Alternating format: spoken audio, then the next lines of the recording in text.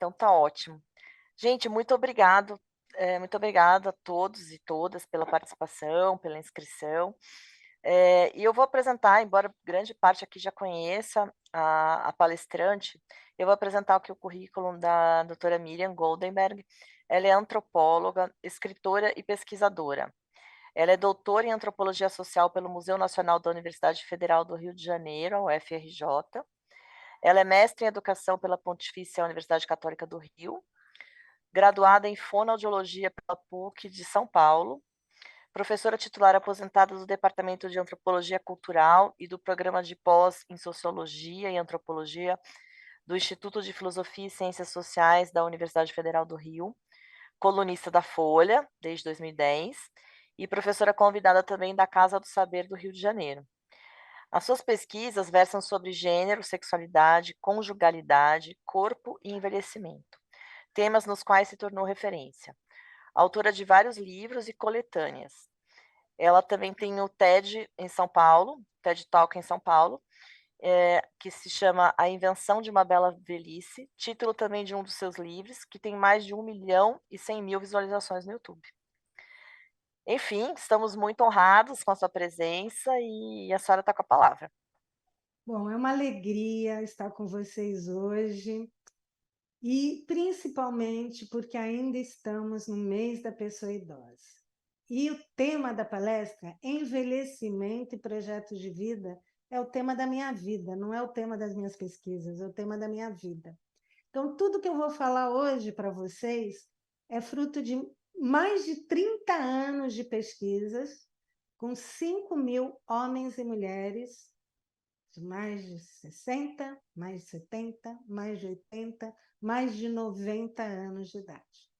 Desde 2015, eu pesquiso homens e mulheres de nonagenários chamados superidosos. Eles só são chamados superidosos porque eles chegaram há quase 100 anos com saúde, projetos de vida, amizades, afeto e muito mais. E é isso que eu quero falar hoje para vocês. Então, é uma alegria. Vocês devem saber que o dia 1º de outubro é o Dia da Pessoa Idosa, porque em 2003 foi aprovado o Estatuto da Pessoa Idosa, que é maravilhoso. Quem não leu, eu recomendo, porque são 118 artigos que, se fossem respeitados, a vida de todos nós, principalmente das pessoas de 60 anos e mais, seria maravilhosa. Não dá para eu falar os 118 artigos, mas eu quero chamar atenção para dois que estão logo no início do Estatuto. É obrigação da família, da comunidade, da sociedade, do poder público assegurar à pessoa idosa, com absoluta prioridade, a efetivação do direito à vida, à saúde, à alimentação, à educação, à cultura, ao esporte, ao lazer, ao trabalho, à cidadania, à liberdade, à dignidade, ao respeito e à convivência familiar e comunitária. Nenhuma pessoa idosa será objeto de qualquer tipo de negligência, discriminação, violência, crueldade ou opressão, e todo atentado aos seus direitos por ação ou omissão será punido na forma de lei. Eu gosto de começar com essa discussão porque as minhas pesquisas, mais do que as minhas pesquisas, o meu projeto de vida é combater a violência física, verbal e psicológica, os abusos, os maus tratos, as negligências que ocorrem dentro das nossas casas e das nossas famílias. Disque 100, que é o canal de denúncia dessas violências, durante a pandemia, registrou um aumento gritante das denúncias de violência contra os idosos. eu nem vou falar os números, porque esses números não são tão relevantes assim, porque a maior parte das pessoas de mais idade tem vergonha e tem medo de denunciar os seus agressores. 51% dos casos de agressão contra as pessoas mais velhas são de filhos e filhas. Mais de 10% de netos, netas, genros, noras, cônjuges. E é isso que me angustia. A violência contra as pessoas mais velhas mora dentro das nossas casas e das nossas famílias. Nesses 30 anos que eu venho pesquisando esse tema, eu me inspirei muito nesse livro, que é A Velhice, de Simone de Beauvoir. Como vocês podem ver, são 711 páginas, muito cruéis, muito reais, porque a Simone de Beauvoir mostra isso na França, em 1970, que envelhecer é se tornar um cadáver ambulante. Ela fala das misérias, das violências, dos preconceitos e dos estigmas que as pessoas mais velhas sofrem. Ela já tinha falado sobre isso nesse clássico, né, que vocês, Segundo o Sexo, que é um livro que é o mais importante em toda a minha trajetória, que eu li aos 16 anos. E eu tenho a honra e a alegria de ter escrito a apresentação desse livro quando se comemorou 70 anos desse clássico, que é o Segundo Sexo. Mas, quando eu li A Velhice, eu tinha 20 anos. Eu já gostava muito, eu já era velha aos 20 anos, já queria estudar a velhice, já tinha muita vontade de pesquisar o tema. Só que eu falei, eu não quero estudar isso, porque é muito dramático, eu vou sofrer muito. Eu não tenho nada, assim, eu não é isso, eu não quero estudar miséria, eu quero estudar os caminhos para envelhecer bem. Eu quero estudar como nós, homens e mulheres, podemos envelhecer com mais dignidade, mais respeito, e principalmente, que é a palavra-chave que eu mais escuto das pessoas de mais idade que eu pesquiso, com mais autonomia. Se eu for escolher uma única categoria para falar de envelhecimento, é autonomia. Eu li, reli dezenas de vezes, dei aulas de pós-graduação e, finalmente, eu encontrei, na própria Simone de Beauvoir, nas entrelinhas do livro, uma saída, que é o título da nossa conversa de hoje. Como envelhecer tendo um projeto de vida. E a própria Simone de Beauvoir fala, esse é meu livro, A Invenção de uma Bela Velhice, que é totalmente baseado na Simone de Beauvoir, só que buscando caminhos da bela velhice, que é uma categoria que ela usou, mas muito pouco. Mas ela diz, existe. Determinados homens e mulheres, por terem projetos de vida e uma vida mais ativa, criativa e independente, podem ajudar a revelar os caminhos para a construção de uma bela velhice. Apesar de não serem numerosos, não são, ainda não são, mesmo na nossa sociedade, hoje, são poucos os exemplos de bela velhice, apesar de não serem tão numerosos, os seus exemplos de vida são importantes e reveladores de como é possível aprender a envelhecer de uma forma mais autônoma, digna e saudável. A primeira categoria que ela usa é autonomia. Não é um caminho, isso eu acho importante destacar, apenas para celebridades. A bela velhice é o resultado natural de um projeto de vida, que pode ser construído desde muito cedo ou mesmo tardiamente, por cada um de nós. A beleza da velhice está exatamente na sua singularidade, nas pequenas e grandes escolhas que cada indivíduo faz ao buscar concretizar o seu projeto de vida. Simone de Beauvoir dizia: velho é o outro. A maior parte das vezes, os indivíduos de mais idade só se sentem velhos por meio do olhar dos outros, sem terem experimentado grandes transformações interiores e, às vezes, até exteriores. Velho, para quase todos, é sempre o outro. No entanto, ela alertava: velho não é o outro. Na verdade, a velhice está inscrita em cada um de nós. Apenas assumindo consciente, plenamente, em todas as fases da vida, que nós também somos, já somos, ou seremos velhos, poderemos ajudar a derrubar os medos, os estereótipos e os preconceitos existentes sobre a velhice. Somos nós os principais interessados. Cada um de nós, mesmo os muito jovens, deveria se reconhecer no velho que é hoje ou no velho que será amanhã. Velho não é o outro, velho sou eu. Esse é meu mantra. O jovem de hoje é o velho de amanhã.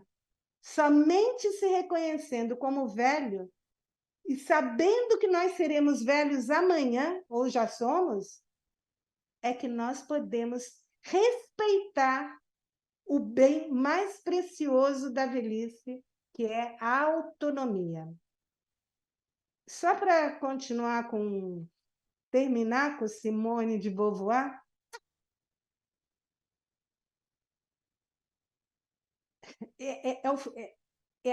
ela convoca os leitores da velhice a ajudar a romper com a conspiração de silêncio que cerca o envelhecimento.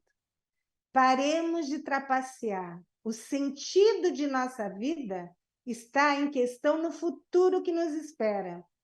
Não sabemos quem somos se ignorarmos quem seremos. Aquele velho, aquela velha, reconheçamos-nos neles. Isso é necessário se quisermos assumir em sua totalidade nossa condição humana. Não aceitaremos com indiferença a infelicidade da idade avançada, mas sentiremos que é algo que nos diz respeito. Somos nós os principais interessados. Isso resume a questão do envelhecimento e do projeto de vida. A Simone de Beauvoir diz que o envelhecimento é cruel. É uma fase de muita miséria, não só física e financeira, mas também cultural e simbólica. É uma fase em que as pessoas, às vezes até pessoas com saúde, com lucidez, se sentem descartáveis, inúteis, inválidas. Eu acho essa palavra tão própria, porque é o que eu escuto dos meus pesquisados. Eu me sinto uma inválida, eu sou tratada ou como uma velha descartável ou como uma criança que não tem poder de decisão, porque, às vezes, até mesmo com o intuito de super proteger as pessoas que nós amamos, nós roubamos o bem mais precioso, que é a autonomia. Atualmente, eu estou fazendo um pós-doutorado em psicologia social, acompanhando 30 famílias de nonagenários. São 5 gerações, porque tem os nonagenários, tem seus filhos que têm 60, 70 anos, já são idosos, tem seus netos que têm 40 anos, 45 anos, tem seus bisnetos que já têm, e às vezes tem até mais. Então, eu já estou acompanhando 5 gerações. E o que os... E é interessante, porque é algo que eu tenho escrito muito na Folha de São Paulo, eu escrevo também uma coluna para a Vogue. É a primeira vez que nós temos uma geração chamada de geração sanduíche. Nós não tínhamos isso no século passado. Até recentemente, nós não tínhamos homens e mulheres de 60, 70 anos com pais vivos. É a primeira vez que isso ocorre. Nós não tínhamos pessoas de 60, 70 anos se separando e casando de novo.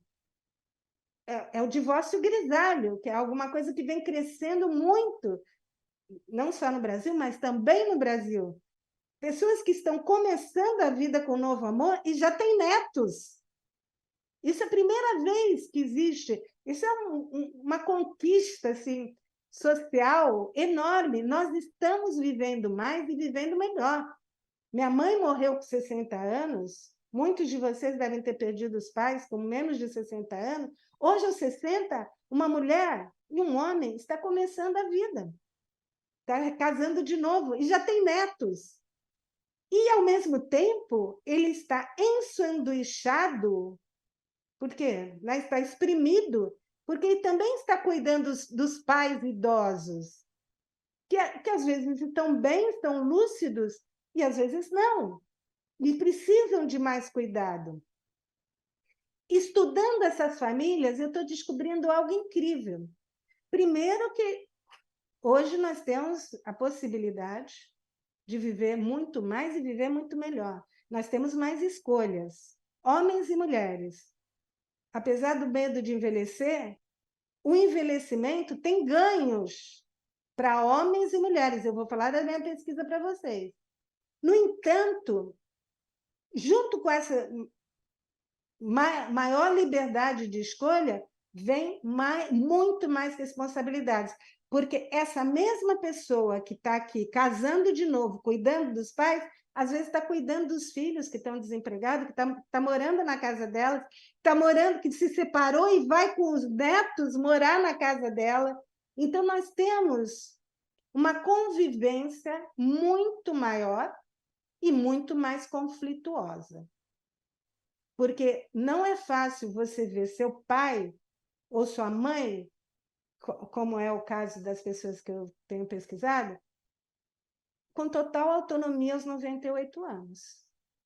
Querendo ir ao supermercado quantas vezes quiser, querendo gastar o dinheiro como quiser, querendo encontrar os amigos do jeito que eles quiserem e tendo projetos de vida. Eu quero contar 2 casos, assim, são lindos, mas não são tão incomuns. A minha melhor amiga hoje, né?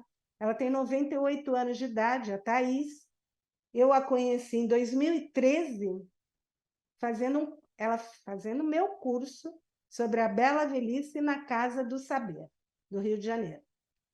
E ela anotava tudo que eu falava, terminou o curso, foram 5 aulas, e ela falou, Miriam, muito obrigada, porque eu tenho que aprender a dizer não, e você me ensinou a dizer não, porque eu tenho 9 filhos, 18 netos e 12 bisnetos, e eu não consigo dizer não.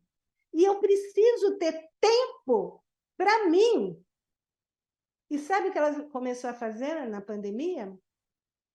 Agora? Curso de italiano pelo celular. No aplicativo do celular, ela está fazendo curso de italiano e a primeira aluna, a aluna número 1 do curso, porque todos os dias, inclusive sábado e domingo, ela fica 1 ou 2 horas fazendo curso de italiano. Isso é projeto de vida. Isso é projeto de vida. E é isso que dá, eu vou falar a palavra que eles usam na minha pesquisa, isso é que dá tesão em viver, em acordar, em viver cada dia, saborear cada dia, é ter o curso. Ah, velho não sabe usar celular, velho é teimoso, velho é um peso, velho é descartável. Não. As condições. A maior parte dos velhos tem condição de viver com mais saúde, se não tiver problemas genéticos ou problemas familiares, e se tiver um mínimo de dinheiro, que não precisa ser tanto. Nenhum pesquisado meu é milionário, só um, que eu vou dar o exemplo dele também, só um que é milionário. O resto é tudo classe média. Eu não pesquiso pessoas muito pobres, muito miseráveis. Eu pesquiso classe média baixa, classe média média, classe média alta. Mas são pessoas que estão com saúde e que têm um mínimo de dinheiro para sobreviver. Se todos os velhos tiverem isso, 95% das pessoas vão chegar aos 100 anos, como a Thaís. Outro exemplo que eu quero dar, esse sim é o único rico de verdade que eu pesquisei, mas é muito interessante, que foi, vocês devem ter ouvido falar, ele já morreu, o cirurgião plástico Ivo Pitangui. Eu entrevistei o Ivo Pitangui, ele tinha quase 90 anos de idade, ele morreu com 93 anos. Ele trabalhava todos os dias, ele já era muito rico, e ele trabalhava todos os dias. E ele falou para mim algo que é um pouco o que eu encontro de diferentes maneiras nas pessoas que eu pesquiso, que não são nem mais pesquisados, são meus amigos hoje. E ele disse: Miriam, eu não preciso mais, mas eu quero. Essa frase eu acho que vocês têm que anotar assim, como mantra de vida. Eu não preciso mais, mas eu quero. Eu não preciso mais trabalhar. Obviamente, com quase 90 anos eu já tinha tudo e muito mais do que qualquer pessoa poderia desejar. Tinha até uma ilha aqui no Rio de Janeiro. Mas eu quero. Eu tenho muito tesão no que eu faço. Eu tenho tesão na minha vida. Eu tenho tesão no meu trabalho. Eu tenho... Isso é o que me dá tesão em viver. Por que eu vou parar de trabalhar? É lógico que eu não vou fazer mais a cirurgia, mas eu participo da cirurgia, eu oriento a cirurgia, eu oriento os cirurgiões, eu atendo as pacientes, eu tenho tesão na vida. E para ter tesão, ele deu 2 conselhos. Primeiro, autonomia. Quero e preciso trabalhar.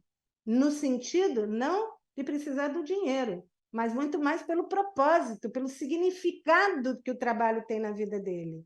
E o segundo, eu aprendi a rir da minha velhice. Eu não posso mais mergulhar como eu mergulhava, eu mergulho um pouquinho, eu não posso mais correr, eu caminho. Eu não posso mais tomar uma garrafa de vinho, eu tomo uma taça. Mas eu continuo saboreando cada minuto da minha vida. A Rita Lee, aos 73 anos, falou mais ou menos a mesma coisa.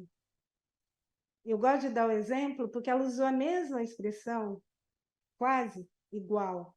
2 anos antes de morrer, ela deu uma entrevista e falou: eu já trepei muito, muito sexo, muito rock and roll,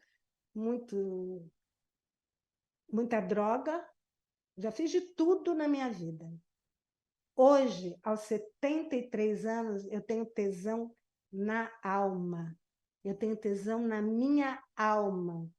O que eu amo fazer é ler, é escrever, é conversar com meu companheiro, com meus filhos, é curtir meus netos, é cuidar da minha casa, é cuidar do jardim, é cuidar dos meus bichos. Eu tenho tesão na alma. E por isso que eu quero falar de tesão. Eu até acabei de publicar um livro que fala disso, né? A Arte de Gozar, Amor, Sexo e Tesão na Maturidade. Porque tesão é muito mais do que sexo. Aliás, muitos que eu pesquiso falam que não tem nem mais sexo. Alguns têm. Tem muitas mulheres que eu tenho pesquisado, de mais de 80 anos, que estão comprando vibrador, que estão entrando em aplicativo de relacionamento, encontrando um namorado mais jovem, que estão tendo relacionamentos virtuais. Tem, sim. Também tanto é, eu acabei de publicar ontem no meu Instagram, se vocês quiserem entrar, sobre o aumento de AIDS e de doenças sexualmente transmissíveis em pessoas mais velhas. Porque todo mundo acha que velho não trepa, e velho trepa. Não todos, mas muitos. Tanto é, isso é importante para nós sabermos, com esse mito de que velho não trepa, eu estou usando, como eles falam, tá? Eu não vou ficar, a pessoa de mais idade não faz sexo, não. Velho trepa. Alguns, muitos, e os médicos não tratam como se eles fossem assexuados, não fazem aconselhamento, não tem campanha. Todas as campanhas de carnaval é para jovem. E sabe quem mais está se contaminando com HIV e doenças sexualmente transmissíveis? Mulheres mais velhas. Por quê? Porque os maridos, elas, com um único parceiro durante a vida inteira, estão com HIV. Porque o marido usa Viagra ou coisas do gênero, está transando fora da relação com garota de programa, prostituta, blá, blá, blá, e traz o vírus para dentro de casa, porque se as meninas jovens, eu já fiz uma pesquisa sobre isso, não usam e tem vergonha de pedir para o parceiro usar camisinha até hoje, imagina uma mulher mais velha que é casada. Vai imaginar que tem que pedir para usar camisinha? Não. É inconcebível isso na cabeça de uma mulher de 70, 80, que está casada. Bom, então, eu já trouxe dois grandes temas que eu tenho, três, na verdade. A geração sanduíche, que é uma grande novidade, o divórcio grisalho, que é uma grande novidade. Se vocês acompanharem o índice de divórcio, que cresceu muito na pandemia, 1/3 de pessoas de mais de 50 anos. Impensável. As pessoas viviam com o mesmo parceiro até morrer. Tem até aquela clássica frase que eu escutei muito de mulheres: não sou feliz, mas tenho marido. Quantas mulheres me falaram isso? Não sou feliz, mas tenho marido. Hoje não, hoje as mulheres dizem: não tenho marido, mas sou feliz. Muitas me falam: não tenho marido, mas sou feliz. Não, sou feliz porque não tenho marido. E coisas do gênero. Isso é uma grande novidade, divórcio grisalho. E a outra, que é uma novidade bastante negativa, é isso.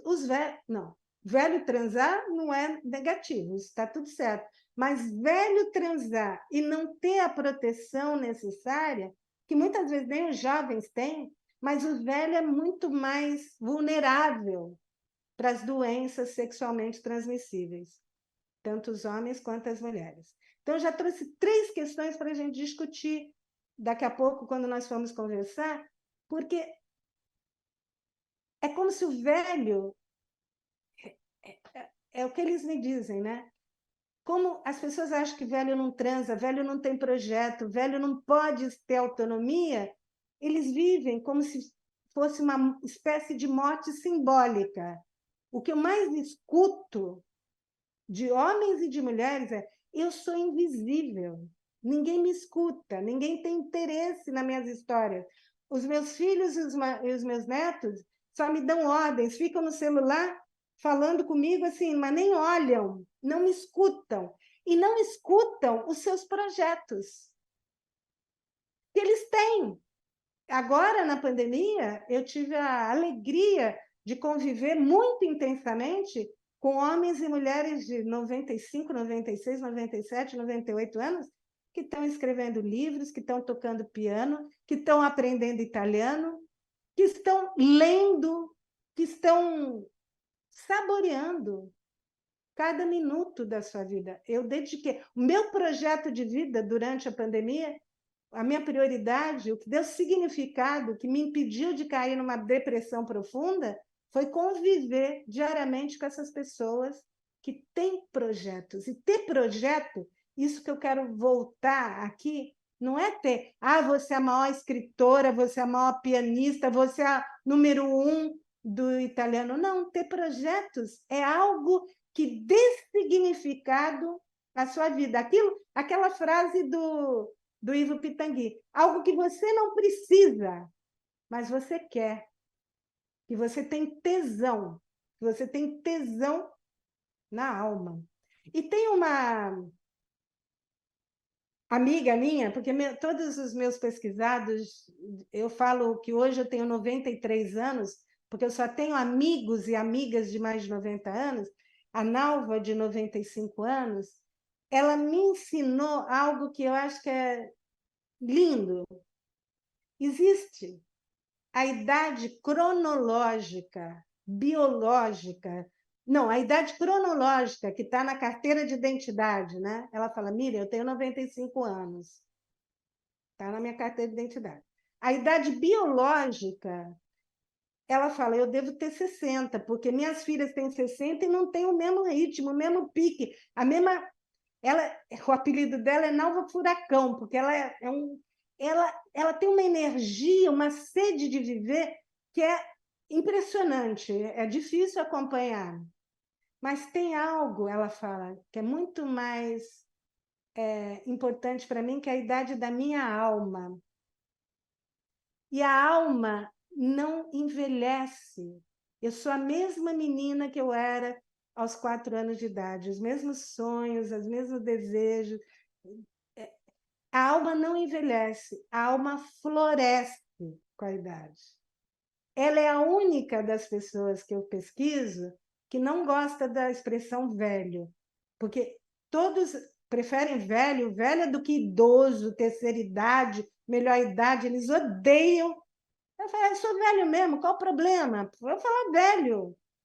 A única que não gosta é a Nalva. Ela fala, eu não sou velha, Miriam.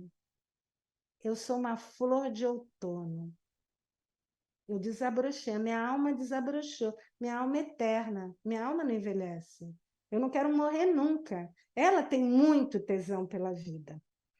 Então, eu quero... Deixa eu ver aqui quanto tempo que eu tenho, mais um pouquinho para terminar. Para a nossa conversa, que eu já trouxe muita coisa para vocês, eu uso muito, né? Hoje se fala muito de etarismo, mas como eu tenho escutado tantos velhos, né? Eles me chamam de escutadora de velhinhos, que eles ficam assim, nossa, Miriam, como você só tem amigo velho, você só gosta de escutar velho. Realmente, eu só gosto de... Tem aquela musiquinha, né? Não confie em ninguém com mais de 30 anos. Eu canto, não confie em ninguém com menos de 90 anos. Eu amo, eu não sei, é uma coisa de alma, um tesão da minha alma. E eu tenho usado já há muitos anos, em vez de etarismo, idadismo, né, esse preconceito, essa violência contra os mais velhos que está dentro das nossas casas, eu tenho usado uma categoria velhofobia. Nós, no Brasil, principalmente aqui, que é uma cultura que cultua a juventude, a sensualidade, a forma física, nós temos pânico de envelhecer, desde muito cedo. Eu tenho meninas que fazem doutorado comigo aos 30 anos. Ai, meu Deus, eu estou ficando velha, não tive filho, não tenho marido, como é que vai ser? Quem vai cuidar de mim na velhice com 30 anos? Pânico de envelhecer, fazendo cirurgia. Nós somos as maiores consumidoras do mundo de cirurgia plástica estética, de botox, nem vou entrar nesses dados, a não ser que vocês me peçam. Somos as mulheres do mundo que deixam de sair de casa, de trabalhar, de ir à praia, de ir a festas, quando se sentem velhas. feias, porque velha e feia está muito junto aqui, né? Enfim, tem muitos dados de pesquisas que mostram que envelhecer no Brasil tem que ter coragem, muita coragem. Mas tem a velhofobia, e eu tenho descoberto nas minhas pesquisas duas novas categorias, que até eu criei esses nomes, porque eu acho tão interessante. Existe também muitas mulheres, aí é mais mulheres, de 60 anos ou mais, que me dizem: Miriam, agora que eu envelheci, eu vou fazer tudo que eu não fiz na minha vida. Me divorciei, vou entrar em aplicativo de relacionamento, vou transar, vou dançar, vou ser livre. E tem vários casos, assim, na minha pesquisa, mostrando que elas vivem tudo que elas não puderam viver, porque não tinham tempo, não tinham liberdade e não tinham a confiança e a coragem de viver.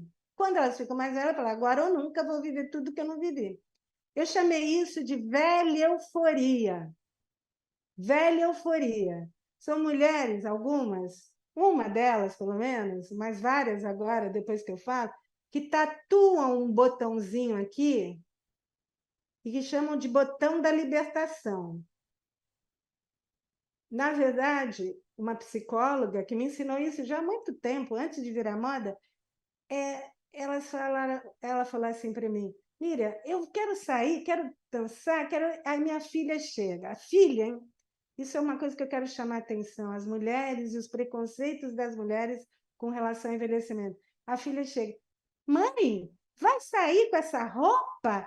Parece uma velha piriguete, parece uma velha ridícula. Aí ela liga o botão, dá um sorrisinho e não xinga ninguém nem nada, mas é um botão que ela chamou de botão do foda-se. Foda-se, preconceito é teu, sabe? O etarismo é teu, o rótulo é teu, eu vou viver minha vida. Ela não briga. Mãe, vai sair de biquíni? Tá gorda, tá? Foda-se. E esse botão, ela me ensinou, é importante para nós. Porque chega uma fase da vida, ai, não posso usar, olha, não posso usar essa blusa porque está aqui tudo caindo, não posso o pescoço, pô, pô, pô. Foda-se. Envelhecer é inevitável. Agora, aproveitar a vida e saborear o envelhecimento é uma escolha. É uma escolha diária, cotidiana. Ai, não vou porque meu pescoço. Ai, não vou de biquíni porque estou gorda. Foda-se. O que é mais importante? O que dá significado à sua vida? É o que os outros pensam, o olhar dos outros. Aliás, os outros não estão nem tão preocupados assim com você como você imagina. Mas tem uma terceira categoria, e eu quero terminar com ela antes da nossa conversa, que eu acho que é a mais importante, que é a velha autonomia. Muitas mulheres, porque os homens têm mais liberdade durante toda a vida. A minha pesquisa, a liberdade não é uma questão para eles, a liberdade é uma questão para as mulheres. A falta de liberdade, inclusive de envelhecer, é uma questão para as mulheres. Para os homens são outras questões que eu posso falar na nossa conversa. Eles também têm medo de envelhecer, mas eles falam menos sobre isso. Mas eles também têm medo, e medos diferentes. Mas tem a velha autonomia, que é o que as mulheres me falam, principalmente depois de 60 anos. Nunca fui tão livre, nunca fui tão feliz. É a primeira vez que eu posso ser eu mesma. Agora eu tenho a coragem de dizer não. É uma verdadeira revolução.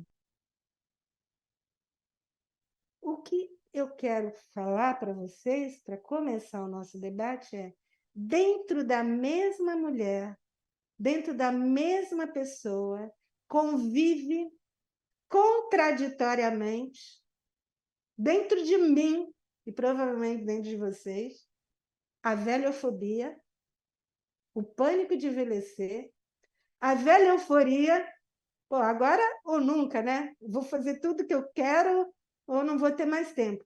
Mas a velha autonomia, a possibilidade de ser você mesmo com seus projetos de vida.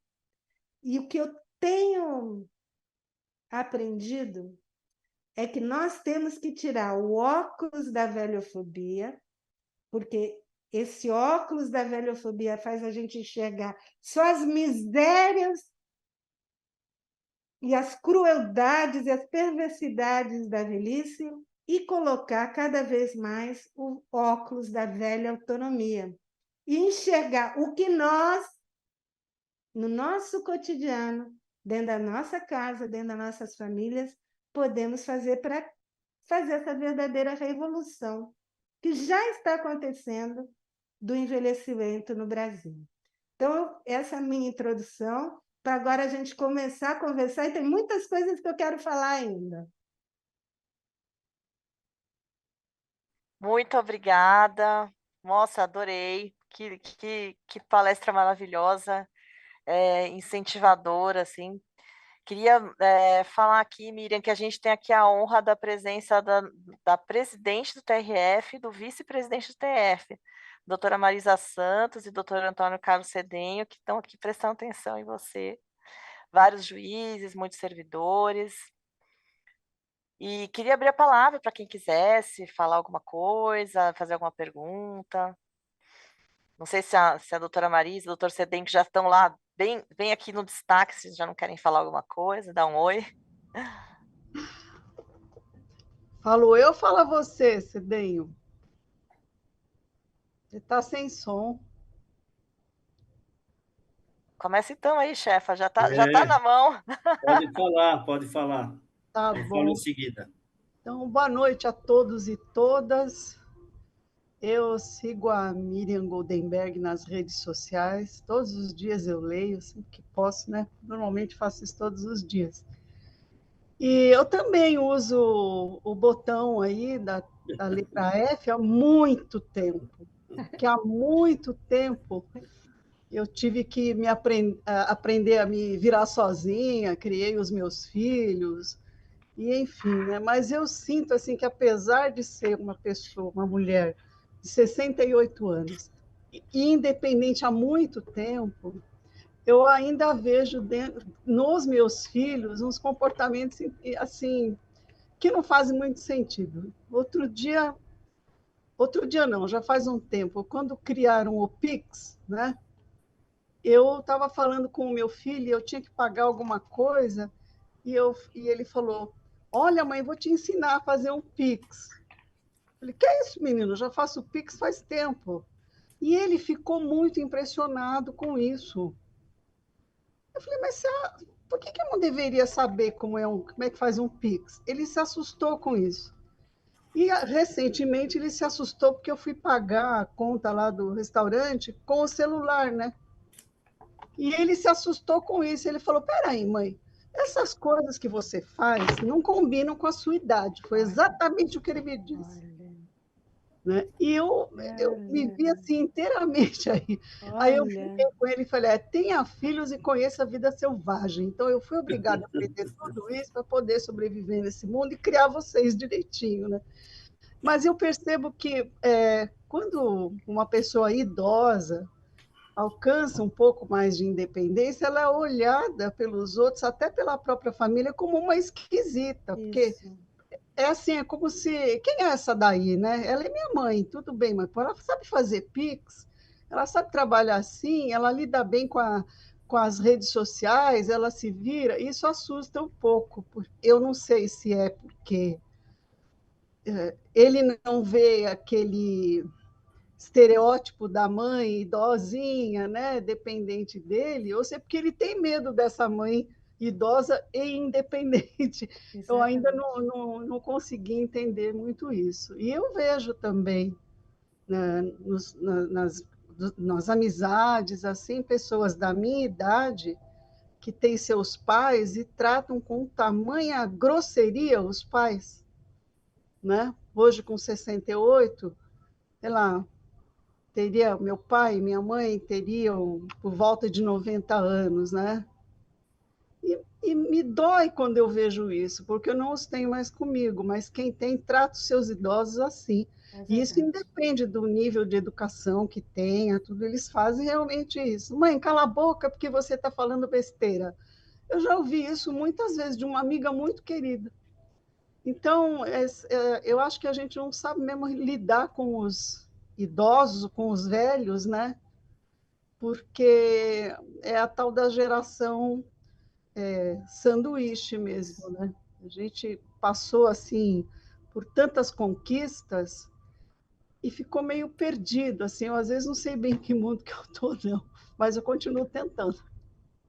Marisa, eu adorei. Eu não vou te chamar de doutora Marisa, Não, não me chama. porque você é minha amiga, então eu não vou te chamar de doutora, porque eu não chamo meus amigos de senhor, senhora, que eles odeiam. Então, Marisa, eu adorei o que você falou, porque eu acho tão importante você falar isso, você, na posição que você está, e ser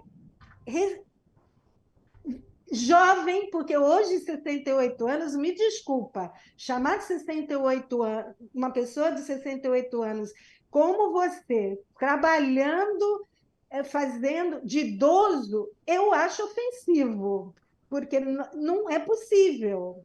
Isso não, Mas eu sou idosa, pela lei eu sou idosa. pela lei você é, tudo bem, mas hoje, quando nós estamos vivendo 100 anos e podemos ser autônomos e você vai ser até os 100, você achar que uma pessoa de 68 não sabe fazer Pix, não sabe redes sociais, não pode namorar. Eu tenho, Marisa, mulheres de 80 anos que me mandam mensagem perguntando: Miriam, como é que eu faço para comprar aquele vibrador? Qual que é o melhor vibrador? Porque eu tô louca para comprar. Aliás, foi o produto que mais vendeu na pandemia e não foi mulher jovem nem mulher sozinha. Então, quer dizer, achar que essas mulheres, né? Eu falo mais das mulheres porque as mulheres falam mais também, né? Os homens falam, mas falam menos. Não, não tem vida, não tem autonomia para escolher, é cruel. Agora, você está fazendo a sua parte, porque isso que você mostrou é o que eu vejo dentro das nossas casas. Mãe, imagina uma mulher de 68 anos como você hoje, ser pensada como a geração das nossas mães e avós, inacreditável. Então, nós temos que fazer isso, continuar fazendo a nossa parte, com coragem E apertando o botão. e apertar muito o botão para nós mesmas, porque às vezes dá vontade de desistir. Ah, poxa vida! Agora, tem um dado da antropologia que eu acho importante eu compartilhar. Os discursos mudaram, os comportamentos mudaram, mas os valores do que é ser velho não mudaram. Por isso que você pega uma mulher como você, que não tem nada a ver com a mulher que foi sua mãe ou sua avó, e continua com os mesmos valores. E isso demora a mudar, muito. Por isso, nós temos que continuar fazendo a nossa parte e ouvir absurdos, e às vezes até violências, né? Dentro das nossas casas, e abusos, pessoas querendo controlar o dinheiro dos mais velhos, pessoas querendo controlar a ida ao supermercado dos mais velhos, porque, aliás, é um lugar que eles vão muito, eles adoram, é um lugar de autonomia, porque eles encontram os amigos. Eu conheci os meus amigos no supermercado, e os filhos, pai, 3 vezes no supermercado por dia? O que o filho tem a ver com a ida ao supermercado do pai? Se ele gosta de encontrar os amigos no supermercado. Então, eu acho que esse trabalho de formiguinha que nós fazemos é que vai fazer os valores mudarem. Espero que não ainda na nossa geração, tá, Marisa? Porque eu tenho mais ou menos a sua idade e é muito cruel. nós ainda podemos nos defender, né? Mas tem muita gente que não tem essa coragem e essa possibilidade de se defender. Posso falar um pouquinho? Pode e deve. Então, não, eu estou muito feliz, né, em poder ter participado dessa conversa. Realmente, eu acho que não é pecado nenhum dizer que não conheci o seu trabalho, até porque não frequento muito as redes sociais. O jornal impresso hoje é pouco lido. A nossa informação hoje vem mais aí dos sites aí, da grande imprensa, etc. Então, às vezes, a gente fica privado de um talento como o seu. Mas estou muito feliz agora em participar disso e quero dizer o seguinte, eu já venho me preocupando, eu praticamente não tenho esse tipo de problema, porque só sou eu e a minha mulher, nós não temos filhos, então não há quem nos cause esse tipo de repreensão, coisa do tipo, né? Mas eu venho acompanhando, e eu, coincidentemente, estava aqui hoje, há um livro que talvez você conheça, esse livro aqui, A Revolução dos Idosos, não é? Que é realmente bastante interessante, porque ele mostra o lado positivo que é, e como ele chama, a Revolução dos Idosos, que o que muda, segundo ele, no aumento da população mais velha. Quer dizer, tem coisas muito interessantes que abrem a nossa cabeça e que a própria sociedade vai ser obrigada a Isso, nos ver de outra forma. A isso. publicidade vai ter que mudar, porque nós vamos ser os maiores consumidores, não é? Eles vão se dar conta que devem ter a nossa atenção. Os políticos vão ter que mudar, porque nossos pleitos serão em melhoria, inclusive em relação à aposentadoria, bem-estar social, tudo isso. Então, eu fico muito feliz em ouvir isso agora, né? Que nós estamos aqui no caminho certo, né? Estamos Com fazendo certeza. de tudo para ter uma velhice, né? Condizente com as nossas necessidades e com os nossos merecimentos. Isso é que é o mais importante. Os dados do censo de 2022 comprovam exatamente isso. Nós tínhamos uma pirâmide assim, hoje é assim, daqui a pouco vai ser assim. Está nascendo pouca gente. Em 1960, um casal, em média, tinha 6,3 filhos. Hoje, um casal tem 1,5, não chega nem a repor. Não chega a repor. As pessoas viviam, em média, 50 anos. Hoje, em média, estamos chegando aos 80. Daqui a pouco, muito pouco, o Brasil vai ser assim. Nós, em termos mundiais, somos que estamos envelhecendo mais rapidamente. As empresas, como eu pesquiso isso há 30 anos, ninguém falava, isso era um tema estigmatizado dentro da academia, do mercado. Hoje, as empresas só querem saber quem são os velhos, porque são os velhos que sustentam os mais jovens. São a aposentadoria dos mais velhos que está sustentando muitos jovens desempregados. São os velhos que, quando chegam a uma determinada idade, começam a consumir tudo que eles querem, porque eles falam, agora eu vou viver minha vida e vou usar o meu dinheiro do jeito que eu quero. Então, as empresas estão muito ligadas nisso. As políticas, os políticos também, apesar de nas eleições terem falado pouquíssimo de velho, mas eles sabem que os velhos são determinantes, até nos Estados Unidos está tendo essa discussão toda, que os velhos são determinantes nas eleições, aqui também. Então, nós estamos vivendo uma revolução. Só que os valores parece que continuam os mesmos, para falar esse absurdo que falaram para a Marisa, Pix. Imagina, quem está gastando dinheiro com Pix hoje? Quem tem dinheiro, né? Quem está recebendo aposentadoria e pagando? Então, o que eu acho também interessante, já que, né, tivemos uma fala masculina, é falar que as mulheres estão liderando essa revolução.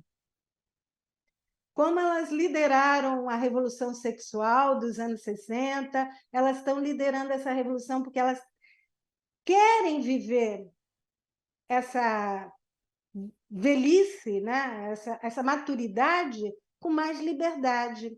E os homens falam pouco, mas eles têm muito medo, sabe do quê? De se aposentar, porque a aposentadoria é uma espécie de morte simbólica, porque toda a vida, todo o projeto de vida dos homens foi colocado no trabalho, a das mulheres elas diversificaram muito mais, né?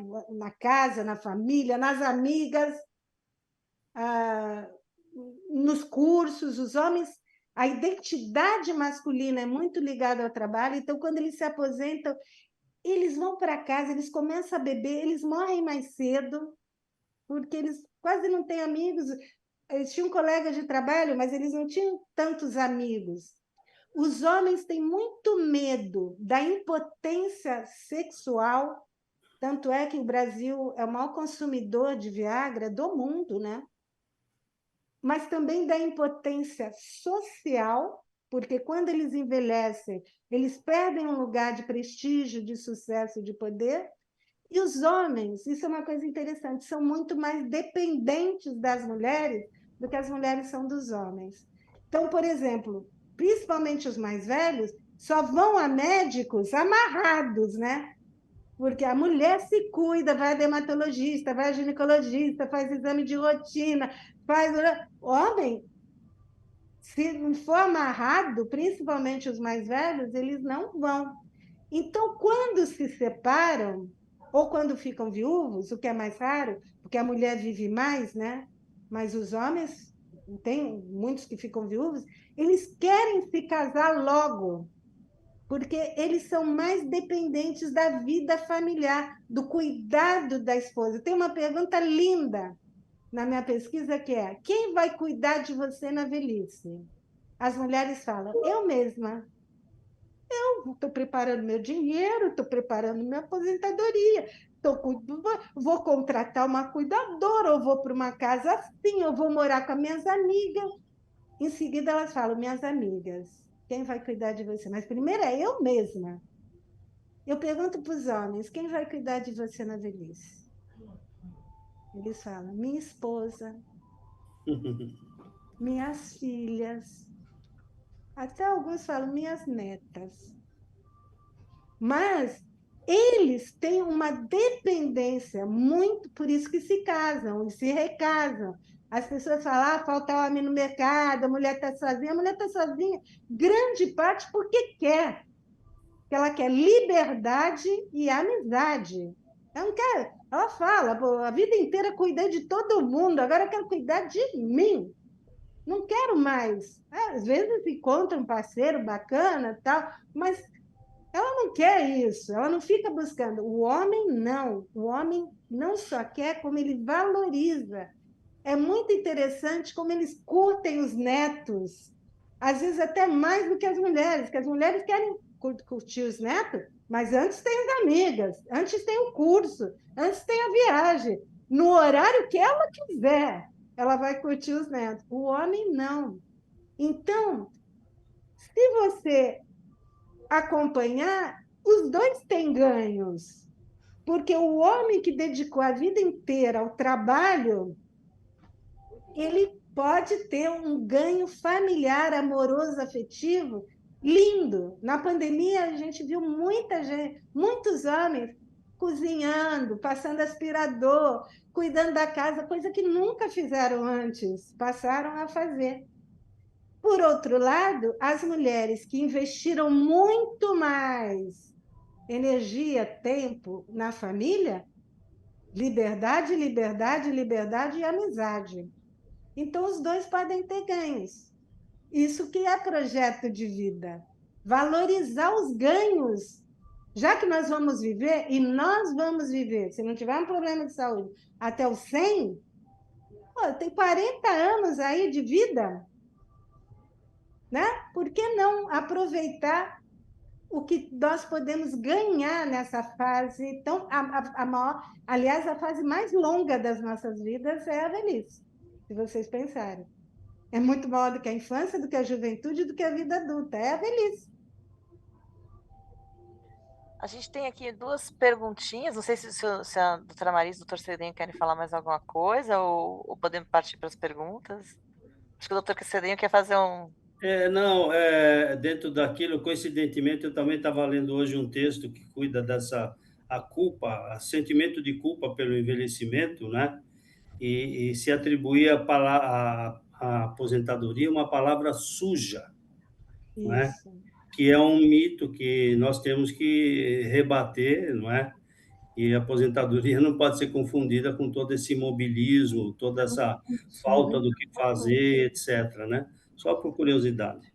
E por isso que eu gosto da ideia do Pitangui, que não é um trabalho, é um propósito. Quando você chega, não precisa esperar os 60, né? Pode ser bem antes. Pensar a diferença entre trabalho e propósito, e se os dois se juntam ou não. Porque muita gente passa a ter um propósito justamente depois que se aposenta. Deixa de ter o trabalho obrigatório e passa a ter um propósito. Às vezes até o mesmo trabalho. Né? O caso do Pitangui, ele fala, não é o meu trabalho, é o meu propósito, é o que dá tesão à minha vida, é o que me alimenta. Então, eu acho que pensar que aos 60 nós podemos repensar a nossa vida, e não em termos do trabalho como uma profissão para ganhar dinheiro, status e prestígio, mas como que dá significado à nossa vida. Eu acho que... E vamos ter 40 anos para fazer isso. Imaginou que maravilha? No mínimo, hein? Porque também eu acho que nós não vamos viver isso, mas as próximas gerações talvez vivam uma revolução em tempo de vida, né? Existem muitos cientistas trabalhando para nós vivermos mais e com mais qualidade de vida.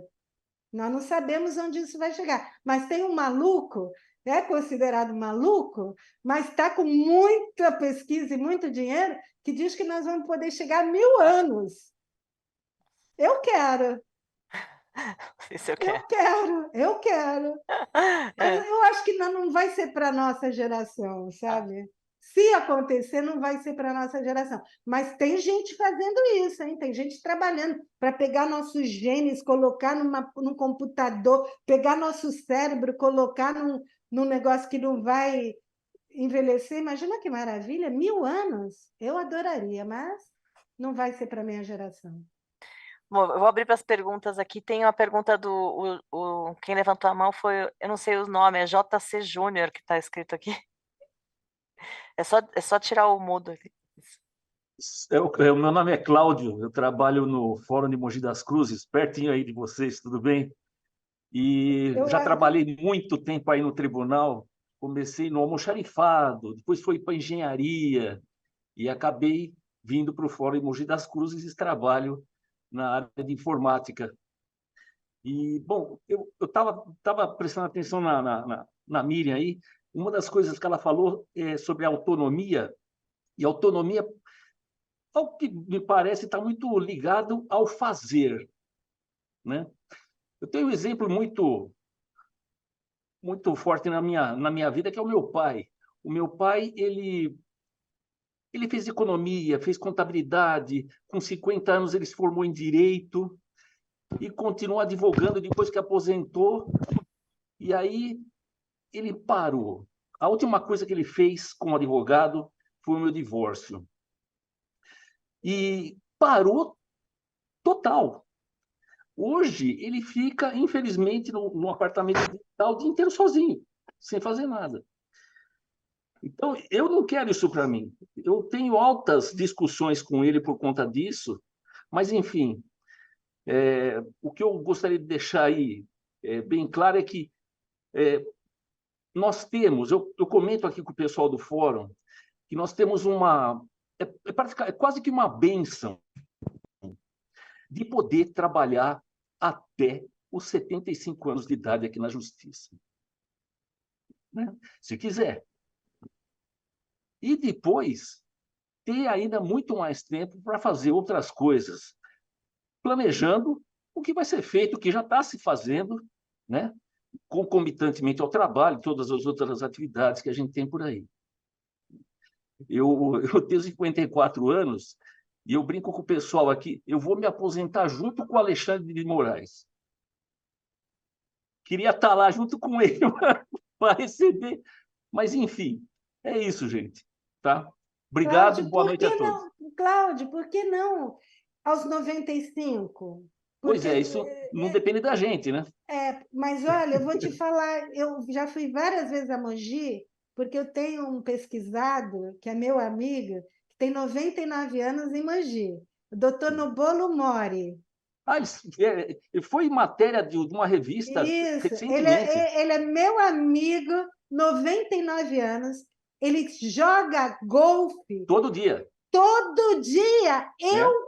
fui várias vezes atrás dele, porque são 4 horas subindo e descendo o morro. E cansa, Eu não aguento. E ele, com 99 anos, 4 horas todos os dias, dirige. Ele atendia até antes da pandemia. Eu sou muito amiga dele e do filho dele, que é médico também, o Sidney Mori. E eu já fui várias vezes, porque ele é um exemplo. 99 anos, com total autonomia. Autonomia não é fazer, autonomia é escolher o que você quer fazer e fazer o que te dá tesão. O doutor Nobolo, na pandemia, não ficou um dia em casa, ele mora sozinho. Eu já fui várias vezes para... Ele mora sozinho. Ele pega o carro dele e vai jogar golfe. E tem um monte de gente que não aguenta. Jovem que joga com ele não aguenta. Então, ele fala, sabe, Cláudio, eu vou viver até os 120 anos. Ele fala, um propósito de vida dele, eu vou viver até os 120 anos. Eu acredito nisso. Vai chegar lá, viu? Eu acredito nisso. Porque, mesmo que ele não viva, ele já está vivendo os 120 anos dele plenamente. É muito lindo. Então, fica amigo dele. E por que você não aproveita e leva seu pai para assistir o jogo de golfe dele? Sabe? É uma boa pedida. Porque ele é muito... Uma coisa que eu aprendi, Cláudio, que eu quero deixar para vocês. Às vezes, os mais velhos não enxergam, porque eles vivem isolados. Os meus amigos de 98 anos falam, eu sou o último dos moicanos. Eu não tenho mais amigo, todo mundo morreu, eu estou sozinho. E eles não têm com quem conversar. Aí eu quero te dar um exemplo, Cláudio. Meu melhor amigo tem 98 anos, tá? Eu falo com eles todos os dias. 6h30, ele me liga. Quando hoje eu estou dando palestra, vai ser mais tarde. Ele ama ler, ama ler. O que nós fazemos? Ele pega os Lusíadas, porque ele é português, e lê 2 trechos para mim todos os dias. Alguns ele sabe de cor. Eu leio para ele os Lusíadas. E eu descobri, escutando ele, que ele adora cantar. Ele tem 98 anos e nunca cantou na vida. Então, ele canta todos os dias para mim. Que legal. E eu, por telefone, Cláudio. E eu canto todos os dias para ele. Muito bom. Então, às vezes, você escutando o seu pai, não falando, pai, tem que fazer isso, pai, que absurdo, pai, que é o que os filhos fazem com o intuito de proteger, de querer o bem, não fala nada, fica quieto, escuta, descobre o que ele gosta de fazer. Às vezes ele gosta de fazer uma coisa que ele tem até vergonha de admitir. Então, se você escutar, em vez de dar ordem, em vez de discutir, de achar um absurdo, ele está com quantos anos? Ele vai fazer 80 anos em janeiro. É novo pra caramba. Está na flor da idade. Está na flor da idade. Se você escutar, você vai... descobrir junto com ele o que ele ama fazer, o que ele tem tesão de fazer. Talvez ele nem saiba. É uma coisa mágica isso. Isso se inverte. Sabe outra coisa que é boa, Cláudio? Em vez de cuidar dele, ele cuidar de você. Fazer o contrário, né? Fazer o contrário. Uma coisa que eu faço com meus amigos, e é verdade, e funciona muito bem, eu estou deprimida, eu estou na merda, eu estou desesperada. Aí eu ligo para os meus amigos, eles cantam para mim, para me acalmar, eles me dão conselhos, eles cuidam de mim, eles me tiraram da depressão e eles sabem disso, porque eles cuidam de mim. Inverte a situação. Ele está com 80, ele que tem que cuidar de você, não é você dele. Então você chega, pai, estou péssimo, estou precisando, e vê um jogo lá do Doutor Nobolo para ver se eu me animo. Sabe? Você me ajuda? Você pode me ajudar? Inverte a situação. Eles têm que se sentir importantes e não inúteis, não descartáveis, sabe? Ainda mais porque ele se aposentou. Então, ele tem que se sentir importante. Meus amigos sabem que sem eles eu não estaria viva aqui agora. Pelo menos não estaria tão feliz. Eles, sem eles, eu não estaria aqui agora dessa forma. Então, você tem que inverter. Ele é que tem que cuidar de você, não você ficar dando ordem para ele. Perfeito, Miriam. Olha, obrigado pelas palavras. Já está convidada, não só você, como todos os presentes aí, a vir tomar um café aqui em Mogi, quando passarem por perto. Para Mogi, eu vou Passa sempre. aqui e toma um café com a gente. Então, você vai saber quando eu for, mas antes de eu ir, você vai inverter essa situação e me contar se funcionou ou não. Tá joia. Miriam, vou abrir para uma última pergunta, que tá o Ricardo Antônio está aqui com a mão levantada. Opa, boa noite. Boa noite. Bom, eu sou o Ricardo, por coincidência, eu trabalho na TI também, só que eu trabalho aqui em São Paulo mesmo. E, então, vendo a Miriam falar e com o assunto de rede social, me lembrei de um advogado que eu sigo nas redes sociais, que eu acho muito engraçado ele. E muitas perguntas que chegam para ele são nesse sentido. Olha, meu pai tem 79 anos e ele está vendendo tudo que tem para viajar. E a minha herança? Olha, minha mãe tem 70 anos e Que casou raiva que eu tenho, com meu um Deus! pilantra de 42. Que Como é que raiva eu que eu faço tenho! para acabar com isso? Ai, meu E Deus. tudo nesse sentido. Sabe, assim, olha, eu tenho 3 irmãos, a gente tem uma mãe, a nossa mãe, só eu cuido. E os meus irmãos não fazem nada, eles só estão esperando a herança, sabe? O outro Horrível. fala, meu filho tem tantos anos e ele está me pressionando para que eu divida logo, em vida, enquanto eu não morro, a minha herança. Então, eu comecei a pensar aqui, já que a gente... Eu menos, né? Eu só sou do tribunal, mas eu não sou do direito, só indiretamente. O tribunal, o judiciário em geral, ele está defendendo tanta minoria, os trans, os gays, as mulheres, enfim, os negros e tal. E o que o judiciário pode fazer pelos velhos? Porque eu vejo esse advogado, aí ele fala assim, o que é que ele está fazendo, né? Então, não é hora de começar, porque é um grupo que está precisando. O cara faz, o advogado diz, olha, não existe herança de pessoa viva. Lógico! Eu não sabia disso. Se o seu pai quer vender tudo que tem e viajar, beleza. Se a tua mãe quer casar com um cara de 42 anos e gastar o dinheiro dela, que ela ganhou com esse Lógico! cara, ela vai gastar quanto ela quiser. E você não vai poder interditá-la, você não vai poder tomá-la, você não vai poder acabar com o casamento dela, né? Mas, em geral, as pessoas não sabem disso. E aí eu estava pensando comigo uma pergunta, né, que lançar, né, como as pessoas idosas podem ter mais, digamos assim, informação e mais apoio, principalmente do judiciário, sobre a questão dos direitos que ela tem em relação a esse tipo de, talvez, de tratamento que as pessoas mais idosas estão recebendo. Ricardo, Posso fazer maravilha. uma parte aqui nesse caso do Ricardo, que não resisti? Pode, mas eu quero falar, porque é tão maravilhoso isso, que eu já quero que a Marisa, o Antônio Carlos, a Renata... porque é maravilhoso isso que ele falou. Maravilhoso. As pessoas de 80 anos não sabem que têm o direito. Elas estão lúcidas, elas estão saudáveis, elas ganharam esse dinheiro e os filhos atormentam a vida delas sem o menor pudor. Então, eu quero participar dessa campanha, Ricardo. A Marisa, Antônio Carlos e Renata já me convocaram. Não é comigo. Deixa eu dizer, Ricardo. Eu posso fazer o sistema. É um direito personalíssimo, né, que está previsto no Estatuto do Idoso. Né?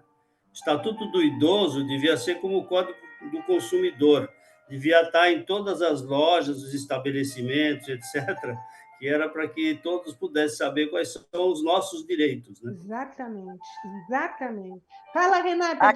A questão é como eles vão chegar até o judiciário. Eu acho que é esse o problema, Ricardo, é o caminho. E aí é o caminho, esse caminho que eu acho que ainda é difícil. Então, acho que ainda a gente precisava de assim, muitas ONGs, muita informação, um trabalho sério do Ministério Público para fazer com que essas causas cheguem ao judiciário, porque aquilo exatamente que a Miriam falou, o idoso ele está isolado, então ele não vai sair procurar um advogado porque ele não sabe nem quem que ele vai procurar, nem que advogado ele vai procurar, ele não sabe nem os direitos dele. Eu vou te dar um exemplo, por exemplo, eu tenho uma tia que faleceu, que depois que ela faleceu, eu descobri que ela, e antes dela falecer, ela estava preocupada, ela falou, meu dinheiro está acabando, não sei o que, eu falei, não, tia, ainda tem, ela me mostrou o extrato dela, eu falei, não, tia, tem aqui e tal, e depois que ela faleceu, quando a gente foi abrir o inventário, eu descobri que a amiguinha, a gerente dela, do banco, estava fazendo ela tirar dinheiro da aplicação para comprar título de capitalização, que fica lá sem render nada, mas que para o gerente é importante, porque ele ganha pontos com isso. Assim, eu fiquei possessa com isso. Eu acho que realmente isso aí é um estelionato, na minha opinião, é um estelionato institucionalizado do banco, que alguém tinha que fazer alguma coisa, o Ministério Público tinha que fazer uma coisa, e que fique consignado aqui. Eu acho assim, o que os bancos, assim, o primeiro estelionato que tem não é só da família, é dos bancos. A minha ajudante lá de casa, ela se aposentou, ela disse que no dia seguinte, o telefone dela enchendo de gente oferecendo empréstimo consignado. Então, de bancos oferecendo, de empresas que ela não sabe como o nome dela foi para lá. Então, acho que a gente precisa, sabe, eu acho que o Ministério Público que lida com a cidadania tem que ter esse olhar diferenciado, tem que olhar essas causas, a gente precisa ter ONGs que vão atrás, porque o problema não é o judiciário, na hora que o judiciário é chamado, ele responde. O problema, e tanto é que nós aqui, a gente atua com previdenciário, a gente sabe muito bem essa realidade que a Miriam falou, que não é só apenas uma casa, às vezes, que é sustentada pelo idoso, a gente tem casos de cidades inteiras, que toda a economia daquela cidade, ela é baseada nos salários dos idosos, né? Então, o caroço do angu é muito mais embaixo, e eu acho que aí a gente precisava de uma mobilização da sociedade, de todos esses órgãos de defesa do consumidor, de ONGs, Ministério Público e de comunicação, porque como é que essa comunicação vai chegar para o idoso em relação aos direitos dele? Não vai ser, talvez, pelas redes sociais, né? Mas, Renata, eu sempre falo que você me acompanha, a Marisa me acompanha, agora o Ricardo vai me acompanhar, Antônio Carlos não tem Instagram, não vai me acompanhar, mas eu sempre falo, eu sou uma formiguinha. Tem uma imagem do Betinho, lembram do Betinho que fazia a campanha contra a fome? Que eu acho linda. A floresta estava pegando fogo. Aí tinha um bem-te-vi que enchia o biquinho de água, ia lá no fogo. Enchia o biquinho de água, ia lá no fogo. Aí o leão, que ridículo, seu bem-te-vi. Isso não vai apagar o fogo. E o bem-te-vi respondeu, mas eu estou fazendo a minha parte. Então, eu sempre uso essa imagem, eu não acho nem que eu sou um bem-te-vi, eu sou uma formiguinha, mas vocês não são. Vocês são muito mais do que uma formiguinha. Então, eu faço isso na Folha de São Paulo, eu faço isso na Vogue, faço isso no Instagram, faço isso nas minhas palestras, como uma formiguinha. Vocês têm um poder de mobilização muito maior. Lógico que as minhas colunas na Folha atingem muita gente, mas vocês têm muito mais poder. Então, eu acho que a gente pode pensar em formas de sermos bem-te-vi, sabe? Botar a aguinha nesse fogo, porque isso que o Ricardo falou é todos os dias. Isso que você falou, Renata, é todos os dias. Gerente de banco fazendo coisas horríveis. Olha, por isso que eu fico deprimida. Aí meus amigos falam, não, Miriam, continua, tem que ter coragem, continua. Nós temos que fazer a nossa parte de jogar aguinha nesse incêndio, né? Qual é? Eu não sei, mas por isso que eu fico feliz de estar aqui hoje com vocês, porque essa aguinha pode mudar muita coisa para muitos idosos, porque o pai do Cláudio já vai mudar, com certeza. Então, esse trabalho de formiguinha, a gente vai fazendo essa revolução, sabe? E eu quero que vocês me usem e abusem de mim no que eu puder, porque é o meu projeto de vida, não é o título, né? Eu queria falar uma coisa também que eu acho muito linda.